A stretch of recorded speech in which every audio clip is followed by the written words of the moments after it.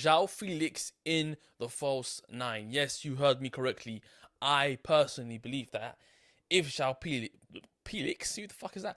If Joao Felix plays in the false nine, he will score goals, he will get assists, and Chelsea will win more games. Now, with that being said, if Felix slots in to the false nine, there is going to be a domino effect. And I believe that domino effect will result in more points coming to Chelsea at the end of the season. See, it's not just about Felix. It's not just about Jackson missing his chances here and there. I mean, look, I think Jackson's been class, to be honest with you, since he's come to Chelsea.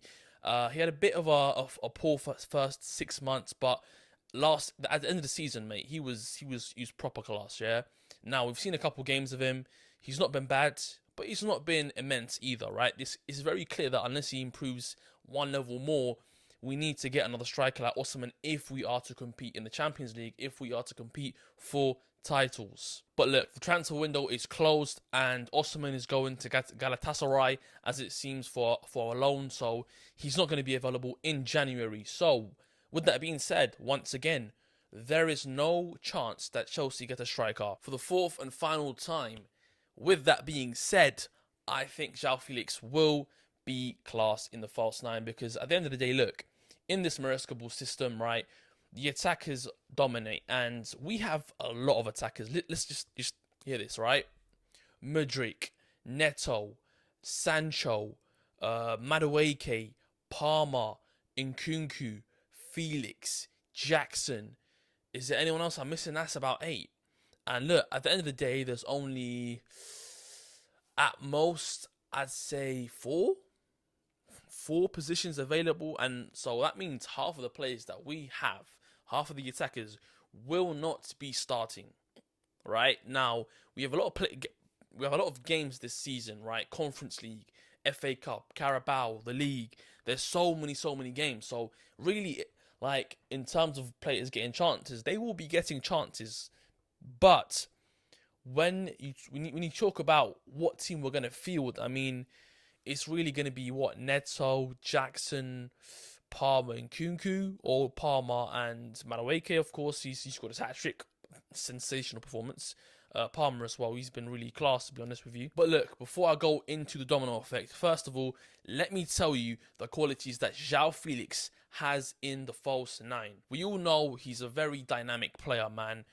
Dribbles here, flair. He's got all of that excitement that you want in an attacker, and Chelsea's really been starving of that if you really think about it. Like, Cole Palmer's great, but he doesn't have that. Madueke, a bit better, but obviously not the sort of flair that the Brazilian brings, you know what I mean? Obviously, we've got Esteval coming in it, but until then, Felix is the man. He's the guy with the 5-star skill moves, man. He's great. He's sensational, but Felix is not a winger, right? He just doesn't have the pace to beat his man after a dribble. Like, he's the type of player, right, to take a brilliant touch, in, out, a nice little dribble, and then either put in a beautiful pass or put it in bottom nets, because his shots isn't great either, right? That's why as a striker he wouldn't be great, but as a false nine he will be accommodating for that with his flair, with his skills, coming into the midfield.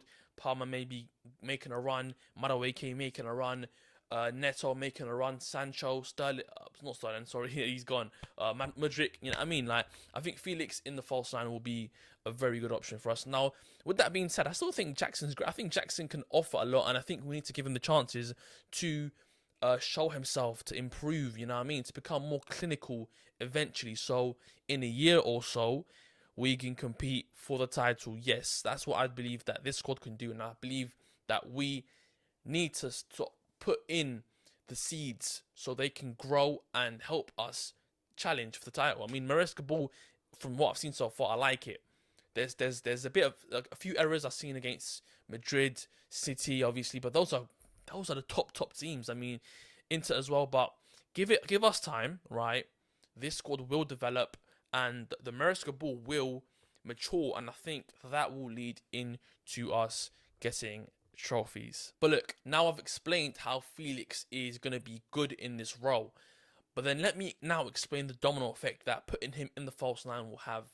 putting Felix in the false nine would basically mean he won't be playing in the 10, where, let's be honest, Nkunku and Palmer both can play, and they both need to play. And I think they're both better than Felix in the 10, because obviously Felix, like I said, I mean, he's a good player, but he lacks the pace. His shots aren't amazing. He's not the type of player you want there. He's the sort of player to play behind the 10, but sorry, behind the 9, right? He's a second striker, but look, we don't have that system in place, and not a lot of teams do have that system in place in 2024. But playing in the false 9 means if the 10 can make a run in front of him, then he can technically be that second striker for a temporary while, every time per game. I mean, the winger inverts in, the other winger inverts in, or the 10 makes a run. That's 3 players that can make a run ahead of him and allow Felix to play in that secondary striker position, that which he played in Benfica before he went to Atletico Madrid for the 120 million or whatever the flip that was. And he was sensational that season. That was his best season, and since then, nobody's extracted the best of Felix, and I think this system will allow that. I think him in the false 9, obviously, look, he's not perfect. He needs to develop. He's a young lad. He's 24 years old.